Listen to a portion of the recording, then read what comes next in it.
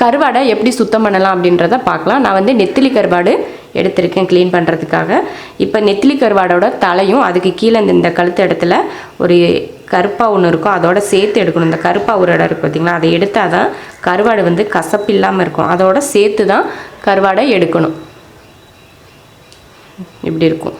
கருவாடு தலையை எடுத்துட்டா இந்த மாதிரி இந்த கழுத்துக்கிட்ட இருக்க அந்த கருப்பை பிச்சு எடுத்துடணும். அப்போ தான் கருவாடு கசக்காது.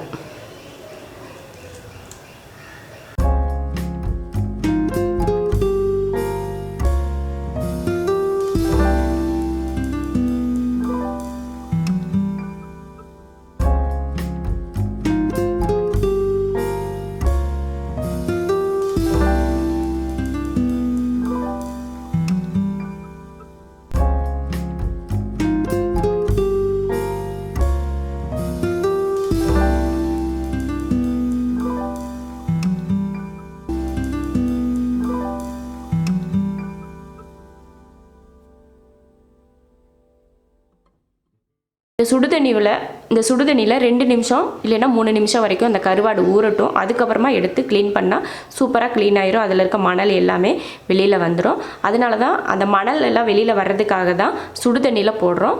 கொஞ்சம் நேரம் 2 நிமிஷம் கழித்து எடுத்துப்போம். ஒரு 2 நிமிஷம் ஆச்சு கருவாடை ஊற வச்சு. நம்ம இப்படி அலசுறப்பவே அந்த மணல் வந்து கீழே போகிறது நல்லா தெரியும். பாருங்க, அழுக்கெல்லாம் சூப்பராக வெளியில் வருது. பார்த்திங்களா எவ்வளோ நல்லா அழுக்கு வருது. சுடுதண்ணியில் போட்டு கருவாடு, இந்த கருவாடு மட்டும் இல்லை, எந்த கருவாடாக இருந்தாலும் சுடுதண்ணியில் ஊற வச்சு கழுவுங்க. அவ்வளோதான், இதை கழுவிக்கலாம். இப்போ இந்த தண்ணியை ஊற்றிட்டு உங்களுக்கு காட்டுறேன். ஒரு தடவை மட்டும் சுடுதண்ணியில் ஊற வச்சா போதும், அடுத்த தடவை பச்சை தண்ணி வச்சா போதும். எவ்வளோ டஸ்ட்டு, எவ்வளோ கல் இருக்குது. இது அந்த கருவாட்டில் இருந்த அழுக்கும் அதில் இருக்க கல்லும் தான். இது எல்லாமே கல், மணலாக இருக்குது. பாருங்கள், கருவாடை எவ்வளோ க்ளீனாக கழுவியாச்சு. இது போல் தான் கருவாடை க்ளீன் பண்ணணும்.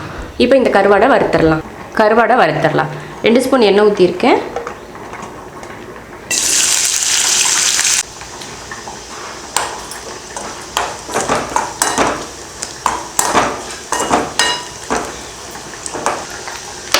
கருவாடை வறுத்தாச்சு.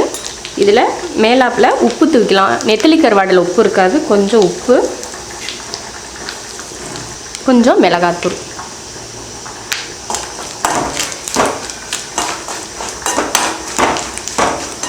அவ்வளோதான், அடுப்பை ஆஃப் பண்ணிடலாம். நல்லா மொறுமொறுன்னு வறுந்துருச்சு. இப்போ அடுப்பை ஆஃப் பண்ணிக்கலாம்.